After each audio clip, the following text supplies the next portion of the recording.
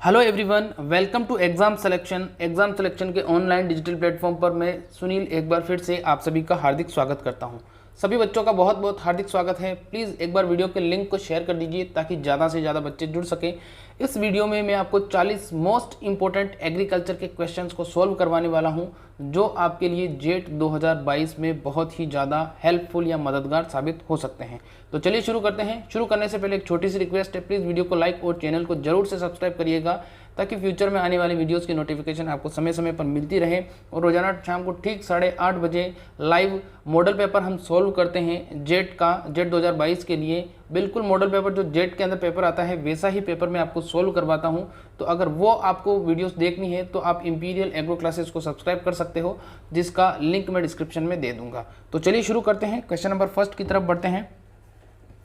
Question number first यहाँ पर पूछा गया है, केंद्रीय भेड़ व ऊन अनुसंधान संस्थान कहाँ पर स्थित है। ऑप्शन नंबर ए है आपका हिसार, बी है अविकानगर, सी है भोपाल और डी है आनंद।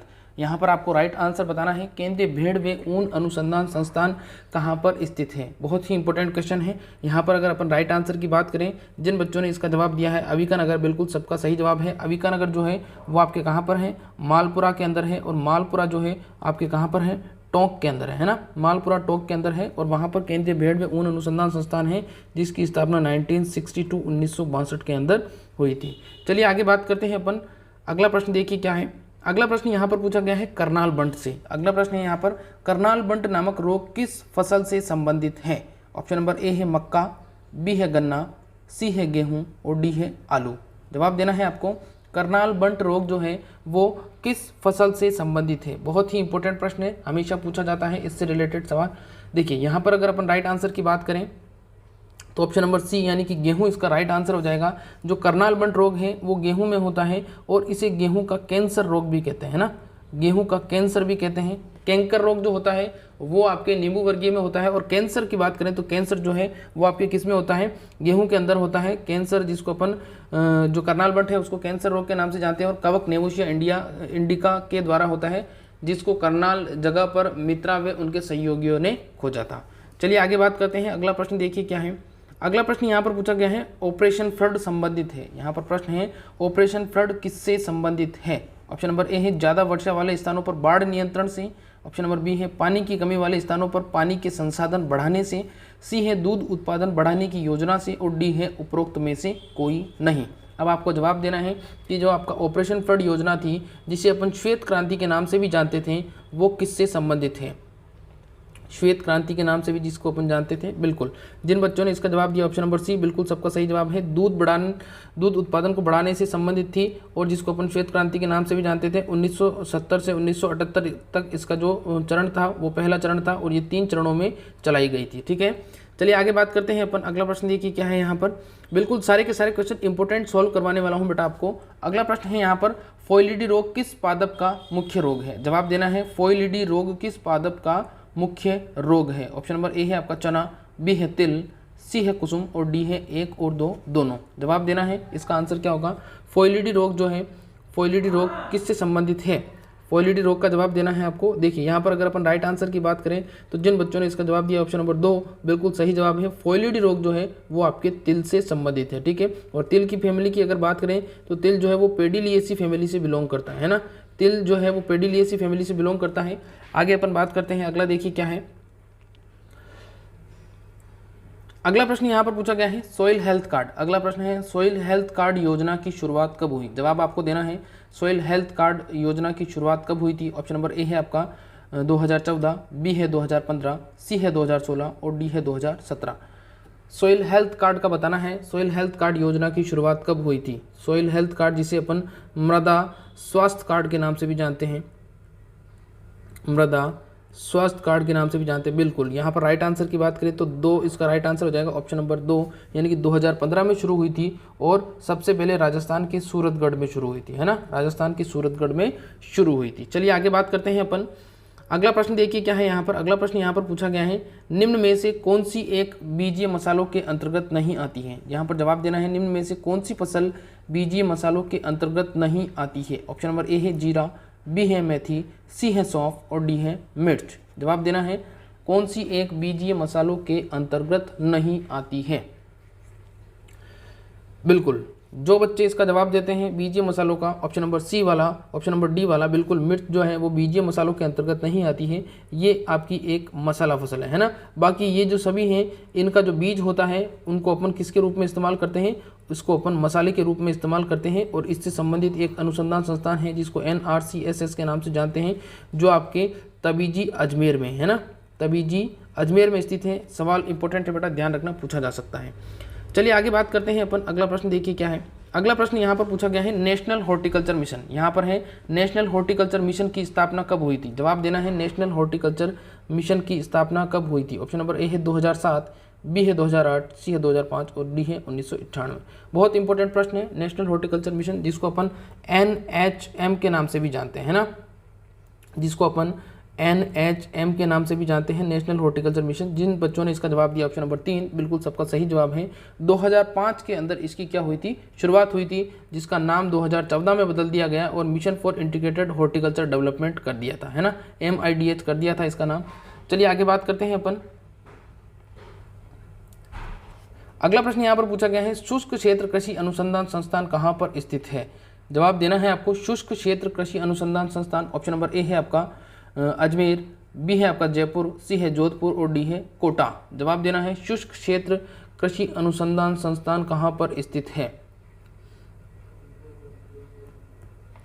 जवाब देना है शुष्क क्षेत्र कृषि अनुसंधान संस्थान। बिल्कुल जो बच्चे इसका जवाब देते हैं जोधपुर, बिल्कुल सबका सही जवाब है। बात करते हैं शुष्क क्षेत्र कृषि अनुसंधान संस्थान जो है वो किसका नाम है, काजे का, यानी कि central arid zone research institute, जिसको अपन मरु क्षेत्र अनुसंधान संस्थान के नाम से भी जानते हैं। मरु क्षेत्र भी बोल सकते हैं इसको, या शुष्क क्षेत्र भी इसको बोल सकते हैं, ठीक है। इसकी स्थापना जो है 1959 के अंदर हुई थी, ध्यान रखना। और अभी इसके 59 वर्ष पूरे होने पर हीरक जयंती मनाई गई थी, और उस हीरक जयंती पर आपके एक नई किस्म को निकाला गया है, जिस किस्म का नाम है कलिंगड़, ठीक है। बिल्कुल आपको मैं जो इन्फॉर्मेशन दूंगा बिल्कुल ऑथेंटिक दूंगा, और बहुत ही इंपॉर्टेंट क्वेश्चन आपको मैं सॉल्व करवाने वाला हूं, इसलिए प्लीज़ चैनल को जरूर से सब्सक्राइब करिएगा। अगला प्रश्न देखिए यहाँ पर क्या है। अगला प्रश्न है कपास के रेशे की परिपक्वता किससे चेक की जाती है, या कपास के रेशे की परिपक्वता जो है वो किसके द्वारा मापी जाती है। जवाब देना है किसके द्वारा मापी जाती है। ऑप्शन नंबर ए है एरिलोमीटर, बी है फाइबर मीटर, सी है ए और बी दोनों, और डी है कोई नहीं। कपास के रेशे की परिपक्वता की बात हो रही है यहाँ पर। देखिए कपास के रेशे की परिपक्वता की अगर अपन बात करें तो जो कपास के रेशे की परिपक्वता है वो आपके मापी जाती है ऑप्शन नंबर ए एरिलोमीटर के द्वारा। ध्यान रखना कपास की रेशे की जो परिपक्वता है वो एरिलोमीटर के द्वारा मापी जाती है ना, एरिलोमीटर के द्वारा मापी जाती है। अगला प्रश्न देखिए क्या है यहाँ पर। अगला प्रश्न यहाँ पर पूछा गया है कौन सा यंत्र वायुगति और वेग का मापन एक साथ करता है। जवाब देना है कौन सा यंत्र वायु गति और वेग का मापन एक साथ करता है। ऑप्शन नंबर ए है एनीमोमीटर, बी है आपका विंड वेन, सी है एक और दो दोनों, और डी है विंड स्कूप। जवाब देना है कौन सा यंत्र वायु गति और वेग का मापन एक साथ करता है। यहाँ पर प्रश्न पूछा गया है एक साथ करता है, तो उसका जवाब देना है आपको कौन सा यंत्र। बिल्कुल जो बच्चे इसका जवाब देते हैं ऑप्शन नंबर चौथा, बिल्कुल सबका सही जवाब है बेटा। जो विंड स्कूप होता है वो क्या करता है, वायु की गति का मापन करता है और वेग का मापन भी करता है। इसके अंदर देखिए कुछ इस प्रकार से सिस्टम होता है जिसके अंदर ये एक तरफ तो एनीमोमीटर लगा होता है और एक तरफ आपका विंड वेन लगा होता है ना, एक तरफ विंड वेन लगा होता है, एक तरफ एनीमोमीटर लगा होता है, और इन दोनों के माध्यम से ही क्या किया जाता है, एक से वायु की गति का मापन किया जाता है और एक से वायु के वेग का मापन किया जाता है। बहुत बार पूछा जाता है एनीमोमीटर वाला सवाल जेट के अंदर। अगला प्रश्न देखिए क्या है। अगला प्रश्न यहाँ पर पूछा गया है, वेरी इंपॉर्टेंट है, किसान क्रेडिट कार्ड योजना कब स्टार्ट हुई। जवाब देना है आपको किसान क्रेडिट कार्ड योजना की शुरुआत कब हुई। ऑप्शन नंबर ए है आपका 1998 या 1998, ऑप्शन नंबर बी है 2004, सी है 1996 और डी है 2005। बिल्कुल किसान क्रेडिट कार्ड योजना की अगर अपन बात करें तो किसान क्रेडिट कार्ड योजना जो है वो आपके 1998 यानी कि 1988 के अंदर शुरू हुई थी। ध्यान रखना 1998 में, और इसको अपन KCC किसान क्रेडिट कार्ड के नाम से भी जानते हैं। और जो किसान क्रेडिट कार्ड है वो 1998 में, और एक होता है किसान कॉल सेंटर, ये भी किसान कॉल सेंटर होता है, इसको भी अपन KCC से इंडिकेट कर सकते हैं, और ये 2004 में स्टार्ट हुआ था, है ना, 2004 में स्टार्ट हुआ था। तो ये वेरी इंपॉर्टेंट है बेटा, यहाँ पर कन्फ्यूजन ज़्यादा होता है ना, KCC में बच्चा कन्फ्यूज हो जाता है। तो ध्यान रखना क्रेडिट कार्ड, वैसे तो क्रेडिट कार्ड की जो इन्वेंशन है वो कॉल सेंटर के बाद में हुआ था अगर देखा जाए तो, लेकिन अगर अपन एग्रीकल्चर के क्षेत्र में बात करें तो क्रेडिट कार्ड पहले आया और कॉल सेंटर बाद में आया, ठीक है। आगे बात करते हैं अपन। अगला प्रश्न देखिए क्या है। अगला प्रश्न पूछा गया है इनमें से, प्रश्न पूछा गया है कि इनमें से कौन सी बीमारी जीवाणु जनित नहीं है। अब आप लोगों को जब आप एग्जाम देते हो तो वहाँ पर प्रश्न जो आते हैं आजकल पूछे जाते हैं कि नहीं है वाले सवाल ज़्यादा आ रहे हैं बेटा, तो ध्यान रखना वहाँ पर पूछा गया है या नहीं है, कौन सा पूछा गया है, तो ध्यान रखना नहीं है वाले सवाल ज़्यादा पूछे जा रहे हैं। यहाँ पर आपको जवाब देना है मोजेक रोग, ट्रेंगो रोग, ट्रिस्टेजा या फोइलिडी, कौन सी बीमारी विषाणु जनित नहीं है। बिल्कुल जो बच्चे इसका जवाब देते हैं option number C, option number D बिल्कुल सबका सही जवाब है। जो फोइलिडी बीमारी है वो आपके तिल के अंदर होती है और वो आपके एमेलोज या माइकोप्लाज्मा के द्वारा या फाइटोप्लाज्मा के द्वारा होती है। ठीक है, इंपॉर्टेंट है बेटा, ध्यान रखना, माइकोप्लाज्मा या फाइटोप्लाज्मा के द्वारा होती है और तिल के अंदर ये बीमारी होती है। अगला प्रश्न देखिए क्या है यहाँ पर, अगला प्रश्न यहाँ पर पूछा गया है थायरम क्या है। अगला प्रश्न है यहाँ पर कि थायरम क्या है, जवाब देना है थायरम क्या है। ऑप्शन नंबर ए है कवकनाशी, बी है कीटनाशी, सी है रोगनाशक और डी है सभी। थायरम क्या है, थायरम किस रूप में इस्तेमाल किया जाता है, जवाब देना है ए, बी, सी या डी। बिल्कुल जो बच्चे इसका जवाब देते हैं ऑप्शन नंबर ए बिल्कुल सबका सही जवाब है। ये एक प्रकार का बीज उपचार करने वाला या कवकनाशी है ना, यानी कि जब बीज उपचार करते हैं तो ये कवकों को नष्ट कर देता है। तो बीज उपचार कवकनाशी या कवकनाशी जनित बीज उपचार है ना, बीज उपचार रसायन है। इसके साथ साथ थायरम के अलावा एक कैप्टान नाम से और आता है, एक कैप्टान नाम से होता है। तो कैप्टान और थायरम दोनों ही क्या है, कवकनाशी हैं। ठीक है, आगे बात करते हैं अपन, बीज उपचार करने के लिए इस्तेमाल किया जाता है इनका। अगला प्रश्न यहाँ पर पूछा गया है इनमें से कौन सी किस्म गेहूं की है, जवाब देना है कौन सी गेहूं की किस्म है यहाँ पर। ऑप्शन नंबर ए है ऊर्जा, बी है पूसा गोल्ड, सी है पूसा विशेष और डी है सभी। जवाब देना है, ये प्रश्न, ये जो किस्में इसके अंदर मैंने ऐड की हैं ये किस्में अभी वर्तमान के अंदर जो नई किस्में हैं उन किस्मों में से मैंने यहाँ पर प्रश्न को ऐड किया है। अब जवाब देना है कि कौन सी किस्म गेहूं की है। बिल्कुल यहाँ पर राइट आंसर की बात करें तो इसका आंसर हो जाएगा सभी। ऊर्जा भी इसकी नई किस्म है, पूसा गोल्ड भी इसकी नई किस्म है और पूसा विशेष, ये सारी की सारी जो किस्में हैं ये सारी की सारी अभी नई किस्में। और पूसा लगी जो किस्में होती है वो आप सब लोगों को पता है कहाँ से निकली होती है, IARI नई दिल्ली से लगी होती है ना, IARI नई दिल्ली से निकली हुई होती है। चलिए आगे बात करते हैं अपन, अगला प्रश्न देखिए क्या है यहाँ पर।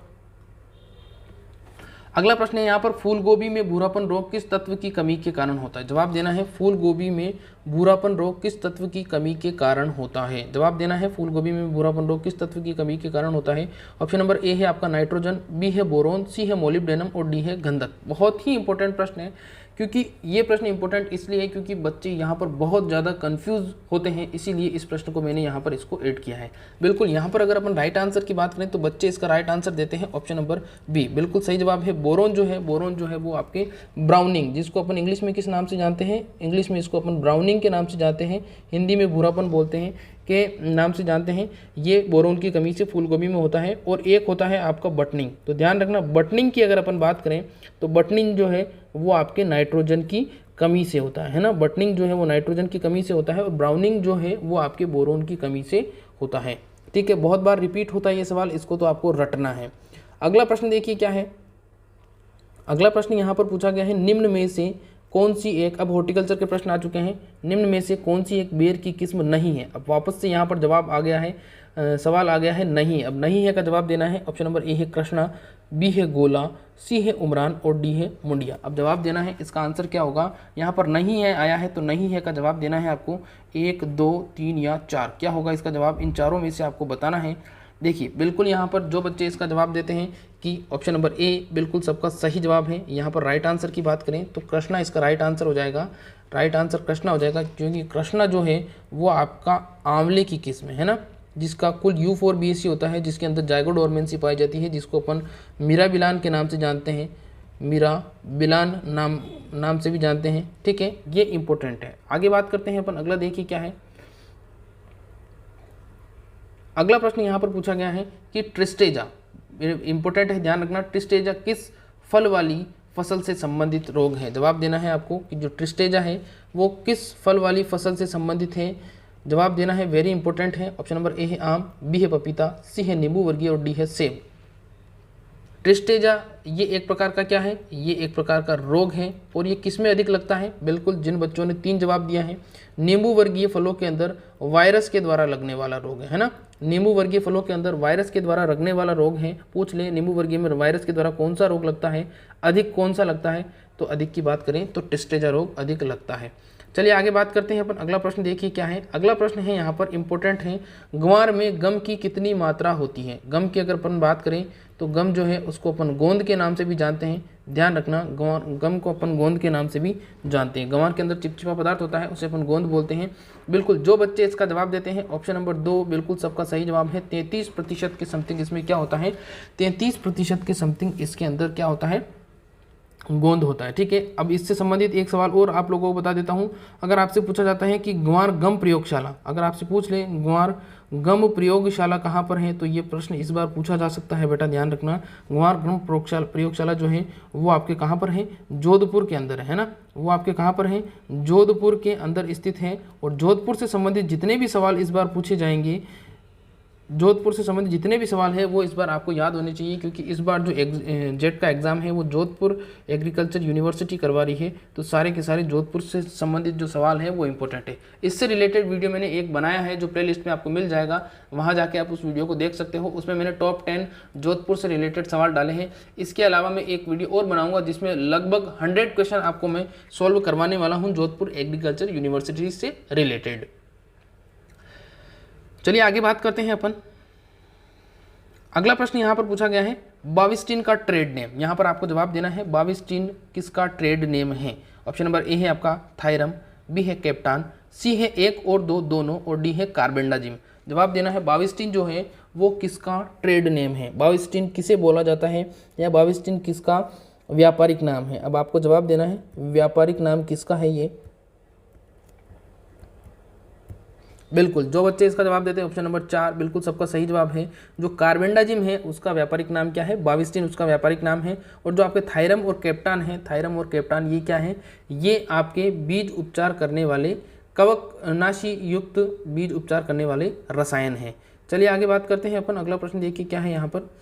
अगला प्रश्न बहुत इंपॉर्टेंट है, यहाँ पर पूछा गया है पर्पल टॉप रोग किससे संबंधित है। जवाब देना है आपको, यह AA के अंदर भी पूछा गया था यह सवाल, पर्पल टॉप रोग किससे संबंधित है। ऑप्शन नंबर ए है आपका नींबू, बी है केला, सी है आलू और डी है आम। जवाब देना है इसका आंसर क्या होगा, पर्पल टॉप रोग किससे संबंधित है। बिल्कुल, जो बच्चे जुड़े हुए हैं सभी का मैं बहुत बहुत हार्दिक स्वागत करता हूं। रोजाना शाम को ठीक 8:30 बजे अपनी लाइव टेस्ट सीरीज होती है, जिसमें रोजाना मैं आपको एक मॉडल पेपर सॉल्व करवाता हूं जेट से रिलेटेड। वो आपके लिए बहुत ही ज़्यादा इंपॉर्टेंट हो सकता है। अगर अभी तक आपने चैनल को सब्सक्राइब नहीं किया तो प्लीज़ इस चैनल को सब्सक्राइब कर लीजिएगा। और इंपीरियल एग्रो क्लासेस पर भी आपको क्लासेस मिलेगी, और इस चैनल पर भी आपको क्लासेस मिलने वाली है कुछ दिनों बाद, बायोलॉजी और केमिस्ट्री से रिलेटेड। चलिए यहाँ पर आगे बात करते हैं पर्पल टॉप की। तो जो पर्पल टॉप है वो किस में होता है, आलू के अंदर होता है। ठीक है, ध्यान रखना, पर्पल टॉप जो है आलू के अंदर होता है। आलू को अपन सब्जियों का राजा भी कहते हैं। आगे देखिए अगला प्रश्न क्या है यहाँ पर। अगला प्रश्न देखिए यहाँ पर पूछा गया है शक्तिमान। प्रश्न पूछा गया है शक्तिमान किस फसल से संबंधित है। शक्तिमान किस फसल से संबंधित है, शक्तिमान किस्म जो है वो किस फसल से संबंधित है। ऑप्शन नंबर ए है आपका गन्ना, जिसके अंदर गुणसूत्रों की संख्या 80 होती है। ऑप्शन नंबर बी है आपका चावल, जिसमें गुणसूत्रों की संख्या 24 होती है। सी है आपका तंबाकू और डी है मक्का। जवाब देना है मक्का, तंबाकू, चावल या गन्ना। मक्का के अंदर भी बेटा गुणसूत्रों की संख्या 20 होती है, ज्वार के अंदर भी गुणसूत्रों की संख्या 20 होती है, तंबाकू के अंदर 48 के समथिंग होते हैं। ठीक है, 24 के समथिंग होते हैं। अब यहाँ पर अपन बात करते हैं शक्तिमान जो है वो आपके मक्का की किस्म है ना। शक्तिमान जो है आपके मक्का की किस्म है HQPM, हाई क्वालिटी प्रोटीन मक्का वाली वेराइटी है, ये ध्यान रखना, HQPM वाली वेराइटी है। आगे अपन बात करते हैं। अगला है दूध की वसा का मापन किसके द्वारा किया जाता है। जवाब देना है आपको, दूध की वसा का मापन किसके द्वारा किया जाता है। ऑप्शन नंबर ए है लैक्टोमीटर के द्वारा, बी है ब्यूटायरोमीटर के द्वारा, सी है 1 और 2 दोनों, और ऑप्शन नंबर डी है कोई नहीं। अब आपको जवाब देना है दूध की वसा अगर आपको मापनी है तो आप किस यंत्र का इस्तेमाल करोगे। वसा की बात हो रही है यहाँ पर। बिल्कुल, सभी का बहुत बहुत हार्दिक स्वागत करता हूं। जो बच्चे इसका जवाब देते हैं ऑप्शन नंबर 2 बिल्कुल सबका सही जवाब है बेटा। ब्यूटायरोमीटर के द्वारा अपन क्या करते हैं, दूध की वसा का मापन करते हैं। और जो लैक्टोमीटर होता है उसके द्वारा अपन दूध का क्या करते हैं, आपेक्षिक घनत्व ज्ञात करते हैं या रिलेटिव डेंसिटी ज्ञात करते हैं। आपेक्षिक घनत्व या रिलेटिव डेंसिटी। चलिए आगे बात करते हैं अपन। अगला प्रश्न देखिए क्या है यहाँ पर।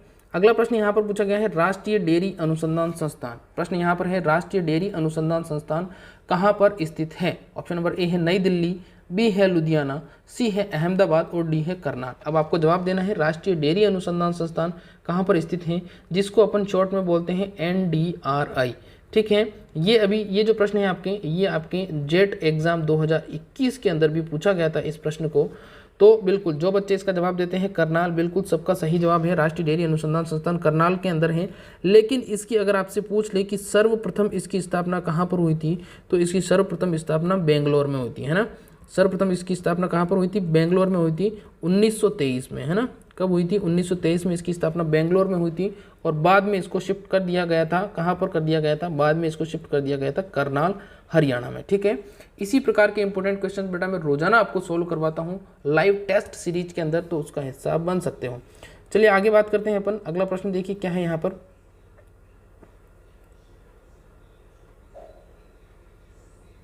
अगला प्रश्न पूछा गया है यहाँ पर खरपतवार। प्रश्न है यहाँ पर कि खरपतवार नियंत्रण के लिए 2,4-D सुरक्षित रूप से कौन सी फसल में उपयोग किया जा सकता है। अब आपको जवाब देना है खरपतवार का अगर आपको नियंत्रण करना है और 2,4-D का इस्तेमाल करना है तो कपास, गेहूँ, चावल या ग्वार, क्या होगा इसका राइट आंसर। ये थोड़ा सा मिसप्रिंट हो गया यहाँ पर ये चावल भी नहीं है, ये यहाँ पर है चावला, है ना। यहाँ पर क्या लिखा हुआ है, चावला, जिसको अपन काउपी के नाम से भी जानते हैं। बिल्कुल जो बच्चे इसका जवाब देते हैं ऑप्शन नंबर 2 गेहूं, इसका राइट आंसर हो जाएगा। गेहूं जो है, गेहूं के अंदर 2,4-D का इस्तेमाल अपन करते हैं चौड़ी पत्ती वाले खरपतवार को नियंत्रण करने के लिए। बिल्कुल आगे बात करते हैं। अगला प्रश्न देखिए क्या है यहाँ पर। अगला प्रश्न यहाँ पर पूछा गया है इक्रीसेट कहाँ पर स्थित है। जवाब देना है बेटा आपको इक्रीसेट कहाँ पर स्थित है। ये प्रश्न भी आपके जेट 2022 के अंदर पूछा गया है, सॉरी जेट 2021 के अंदर, है ना। ऑप्शन नंबर ए है अफ्रीका, बी है भारत, सी है अमेरिका और डी है ऑस्ट्रेलिया। अब यहाँ पर अपन बात करें इसके राइट आंसर की, सभी बच्चों ने इसका सही जवाब दिया है। यहाँ पर राइट आंसर क्या हो जाएगा, भारत। राइट आंसर क्या हो जाएगा, भारत इसका राइट आंसर हो जाएगा। और भारत के अंदर अगर अपन बात करें तो भारत के अंदर आपका जो इक्रीसेट है वो हैदराबाद में, है ना, हैदराबाद के अंदर स्थित है। और ये सवाल अभी पूछा गया था और ये एक अंतर्राष्ट्रीय संगठन है। कौन सा है, अंतर्राष्ट्रीय संगठन है ना। ये ही सवाल अभी पूछा गया था कि ये किस प्रकार का संगठन है, तो ये एक इंटरनेशनल ऑर्गेनाइजेशन है। ठीक है, चलिए आगे बात करते हैं अपन। अगला प्रश्न है बैंगन का छोटी पत्ती रोग। यहाँ पर पूछा गया है बैंगन का छोटी पत्ती रोग किससे होता है। बैंगन का छोटी पत्ती रोग किसके द्वारा होता है। ऑप्शन नंबर ए है वायरस के द्वारा, बी है जीवाणु, सी है कवक और डी है इंसेक्ट। जवाब देना है बैंगन का छोटी पत्ती रोग किसके द्वारा होता है। बैंगन का छोटी पत्ती रोग का जवाब देना है आपको किसके द्वारा होता है। ऑप्शन नंबर ए है आपका वायरस, बी है जीवाणु, सी है कवक, डी है इंसेक्ट। बैंगन का छोटी पत्ती रोग किसके द्वारा होता है। बिल्कुल जो बच्चे इसका जवाब देते हैं लिटिल लीफ, बिल्कुल सही जवाब दिया है बेटा आपने। इसका राइट आंसर क्या हो जाएगा, राइट आंसर हो जाएगा इसका वायरस के द्वारा, है ना। लिटिल लीफ जो है वो वायरस के द्वारा होता है, ध्यान रखना। वैसे तो लिटिल लीफ जो है वो बैंगन के अंदर माइकोप्लाज्मा के द्वारा होता है, माइकोप्लाज्मा भी इसका राइट आंसर हो जाएगा। ठीक है, थोड़ा सा विवादित प्रश्न हो सकता है ये। आगे बात करते हैं अपन। ये वेरी इंपॉर्टेंट क्वेश्चन है बेटा, यहाँ पर जवाब देना है। यहाँ पर यूरिया में नाइट्रोजन की कितनी मात्रा होती है। यूरिया में नाइट्रोजन की कितनी मात्रा होती है। ऑप्शन नंबर ए है 46%, बी है 32%, सी है 24% और डी है 16%।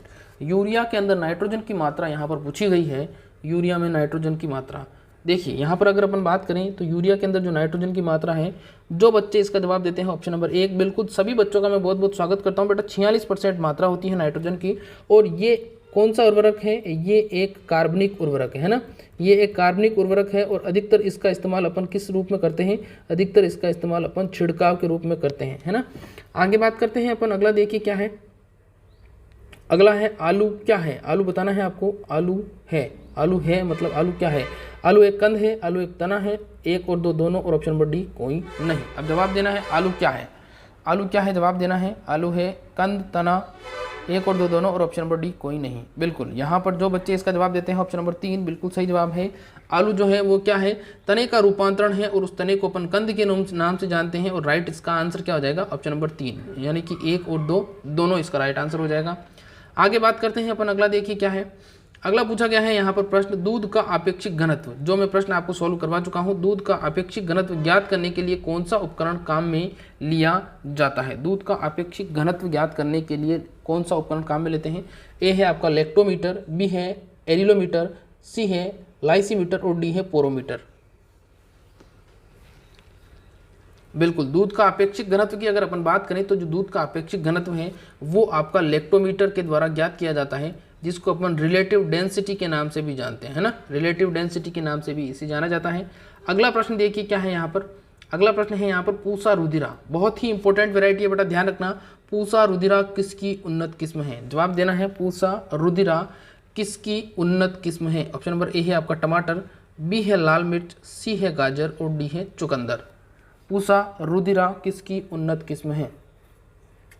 बिल्कुल, पूसा रुधिरा की अगर अपन बात करें तो पूसा रुधिरा जो है वो किसकी उन्नत किस्म हो जाएगी? गाजर की उन्नत किस्म हो जाएगी। ठीक है, ध्यान रखना बेटा, पूसा रुधिरा। इसके अलावा एक पूसा आसिता भी नई विकसित है, नई किस्म विकसित की गई है, पूसा आसिता, है ना। ठीक है, चलिए आगे बात करते हैं अपन। सारे के सारे बेटा क्वेश्चन बहुत ज़्यादा इंपॉर्टेंट हैं। अगला प्रश्न यहाँ पर पूछा गया है, फादर ऑफ गोल्डन रिवॉल्यूशन, बहुत ही इंपॉर्टेंट प्रश्न है बेटा। फादर ऑफ गोल्डन रिवॉल्यूशन कौन है? ऑप्शन नंबर ए है आपका नीतीश कुमार, बी है के एल चड्डा, सी है ए एल जाट और डी है Verghese Kurien. Father of golden revolution, या जिसको अपन सुनहरी क्रांति भी बोल सकते हैं। बिल्कुल, यहाँ पर राइट आंसर क्या हो जाएगा? के एल चड्डा इसका राइट आंसर हो जाएगा। वेरी इंपॉर्टेंट है बेटा, ध्यान रखना, के एल चड्डा इसका राइट आंसर हो जाएगा। आगे अपन बात करते हैं अंतर्राष्ट्रीय,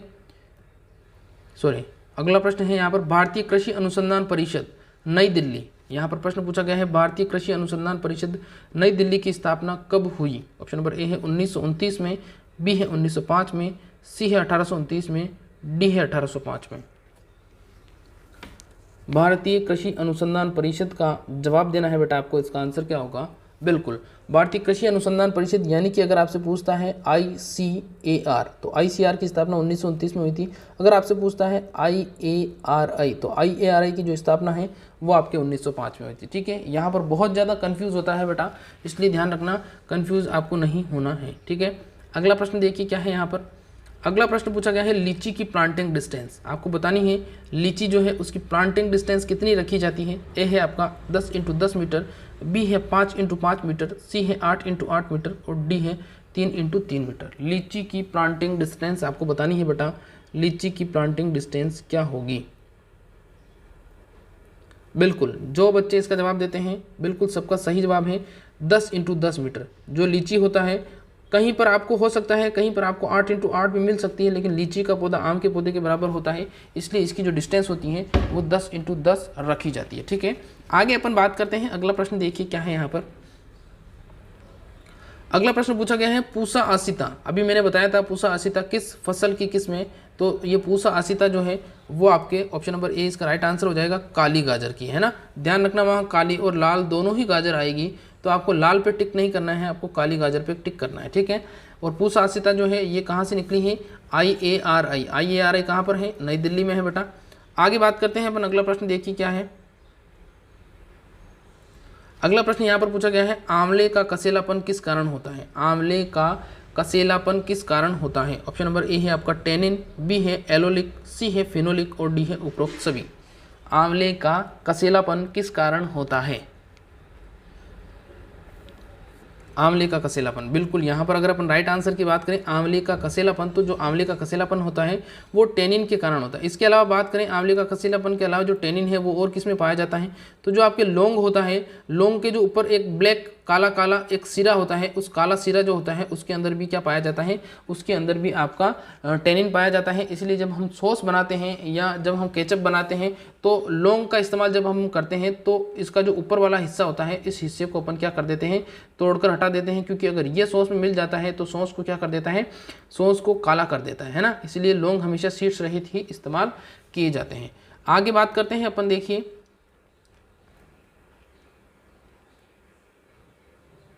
अगला प्रश्न यहाँ पर पूछा गया है, आम के प्रसारण के लिए कौन सा प्रसारण विधि अधिक प्रचलित है? जवाब देना है, आम का जब प्रसारण किया जाता है तो प्रसारण के लिए कौन सी विधि का अधिक इस्तेमाल किया जाता है? ऑप्शन नंबर ए है विनियर ग्राफ्टिंग, बी है इनार्चिंग, सी है कलिकायन या बडिंग और डी है लेयरिंग। बिल्कुल यहाँ पर जो बच्चे इसका जवाब देते हैं ऑप्शन नंबर 1 बिल्कुल सबका सही जवाब है विनियर ग्राफ्टिंग। जो विनियर ग्राफ्टिंग है, विनियर ग्राफ्टिंग के द्वारा अपन क्या करते हैं, विनियर ग्राफ्टिंग के द्वारा अपन आम का प्रसारण करते हैं, आम के प्रवर्धन की ये अच्छी विधि मानी जाती है। चलिए आगे बात करते हैं अपन। अगला प्रश्न देखिए क्या है यहाँ पर। अगला प्रश्न यहाँ पर है आलू में हरापन। जवाब देना है आलू का हरापन किसके कारण होता है। आलू का हरापन का जवाब देना है आलू का हरापन किसके कारण होता है। ऑप्शन नंबर ए है आपका सोलेनिन, बी है सेपोनिन, सी है टेनिन और डी है उपरोक्त में से कोई नहीं। आलू का हरापन किसके कारण होता है। आलू का हरापन की अगर अपन बात करें तो आलू का हरापन जो है वो सोलेनिन के कारण होता है। ऑप्शन नंबर ए इसका राइट आंसर हो जाएगा बेटा। ऑप्शन नंबर ए इसका राइट आंसर हो जाएगा, सोलेनिन के कारण होता है। अगला प्रश्न देखिए क्या है यहाँ पर। अगले प्रश्न की अगर अपन बात करें तो अगला प्रश्न है यहाँ पर आम किस प्रकार का फल है। आम के फल का प्रकार बताना है आपको। आम के फल का प्रकार बताना है आपको, किस प्रकार का फल है। ऑप्शन नंबर ए है स्टोन, बी है ड्रुप, सी है 1 और 2 दोनों और ऑप्शन नंबर डी है कोई नहीं। बिल्कुल ये सारे के सारे प्रश्न इंपॉर्टेंट है बेटा। देखिए बिल्कुल जो बच्चे इसका जवाब देते हैं ऑप्शन नंबर 2 उनका भी सही है, लेकिन यहाँ पर जो ड्रुप है उसी को अपन स्टोन के नाम से जानते हैं या उसी को अपन स्टोन फ्रूट के नाम से जानते हैं, क्योंकि ये जो आम होता है इसके अंदर एक ही बीज होता है ना, इसके अंदर एक ही बीज होता है। हालांकि इस बीज के अंदर एक से अधिक पौधे करने की क्षमता पाई जाती है, इसीलिए इसे अपन बहुभूण बीज के नाम से भी जानते हैं, लेकिन ये इसके अंदर एक ही बीज होता है और वो बीज जो होता है वो कठोर बीज होता है, इसीलिए इसे अपन स्टोन फ्रूट के नाम से भी जानते हैं। चलिए आगे बात करते हैं अपन। अगला प्रश्न देखिए क्या है यहाँ पर। अगला प्रश्न है यहाँ पर मिर्च की प्रश्न है यहाँ पर। मिर्च की 1 हेक्टेयर की फसल की बीज दर कितनी होनी चाहिए। मिर्च की बीज दर बतानी है आपको। 1 किलोग्राम, 1.5 किलोग्राम, 2 किलोग्राम या 5 किलोग्राम। ये बहुत ही इंपॉर्टेंट प्रश्न है बेटा। अगर अपन यहाँ पर बात करें तो जो गेंदा होता है आपका, गेंदा की भी बीज दर इतनी ही होती है ना, जिसको अपन मेरीगोल्ड बोलते हैं, जिसको अपन मेरीगोल्ड फ्लावर बोलते हैं। बिल्कुल यहाँ पर जो बच्चे 2 आंसर देते हैं सही जवाब है 1.5 किलोग्राम। मिर्च की 1 हेक्टेयर के लिए जो बीज दर होती है वो 1.5 किलोग्राम रखी जाती है, ठीक है। और गेंदा के लिए भी 1.5 किलोग्राम हो जाएगी। आगे बात करते हैं अपन। आज का जो लास्ट प्रश्न है उससे पहले मैं आप लोगों को फिर से बता देना चाहता हूं कि रोजाना शाम को ठीक 8:30 बजे, है ना, रोजाना शाम को ठीक 8:30 बजे इंपीरियल एग्रो क्लासेस के ऊपर क्या होती है, इंपीरियल एग्रो क्लासेस के ऊपर मैं रोजाना एक आपको जेट से रिलेटेड, यानी कि जेट का ही, जेट से रिलेटेड नहीं, जेट का ही एक मॉडल पेपर सॉल्व करवाता हूं, जिसमें 40 प्रश्न होते हैं, जिसके अंदर 15 प्रश्न आपके एग्रोनॉमी के, 15 प्रश्न आपके हॉर्टिकल्चर के और 10 प्रश्न आपके एनिमल साइंस के होते हैं। अगर वो मॉडल पेपर आप देना चाहते हो तो वो आप बिल्कुल दे सकते हो। इसके अलावा उसकी मैं PDF भी बनाता हूँ और वो PDF मैं ग्रुप के अंदर डालता हूँ। और उस PDF की खास बात ये होती है कि उसके जो अंदर जो आंसर की होती हैं वो ऐसे आपको लगी हुई नहीं मिलेगी। जब आपको PDF मिलेगी तो बिल्कुल फ्रेश नहीं मिलेगी, लेकिन उसकी खास बात ये रहेगी कि उसके अंदर जो आपके आंसर की है वो आंसर की मैं नीचे ऐड कर देता हूं, जिससे एक ही PDF से आप 3 से 4 बार प्रैक्टिस कर सकते हो, 7 बार 8 बार, जितनी बार आप प्रैक्टिस करना चाहो उतनी बार प्रैक्टिस कर सकते हो। और इसका कोई चार्ज नहीं है, ये फ्री ऑफ कॉस्ट है, ठीक है। तो उम्मीद करता हूँ ये आपको पसंद आया होगा। अब आज का जो लास्ट सवाल है उसके बारे में अपन डिस्कस करते हैं। ये आपका लास्ट सवाल है, वायु की गति का मापन करने का यंत्र। तो आप सब लोगों को पता है वायु की गति का मापन करने के लिए अपन एनीमोमीटर का इस्तेमाल करते हैं, ठीक है। तो उम्मीद करता हूँ ये लाइव सेशन आपको अच्छा लगा होगा। लाइव सेशन अच्छा लगा हो तो प्लीज़ वीडियो को लाइक और चैनल को जरूर से सब्सक्राइब करिएगा। मैंने आप लोगों के जवाब नहीं दिए, मुझे पता है, मैं आज आप लोगों के कमेंट के जो जवाब थे वो मैं नहीं दे पाया, लेकिन ये अपनी फास्ट रिवीजन सीरीज होती है। फास्ट रिवीजन सीरीज के अंदर मैं बच्चों के कमेंट नहीं पढ़ता हूँ। और अगर आप चाहते हो कि हम बिल्कुल लाइव हिस्सा बने तो ठीक 8:30 बजे आप आ सकते हो इंपीरियल एग्रो क्लासेस पर, वहाँ अपनी मुलाकात होगी। तो इस वीडियो में इतना ही। Thank you.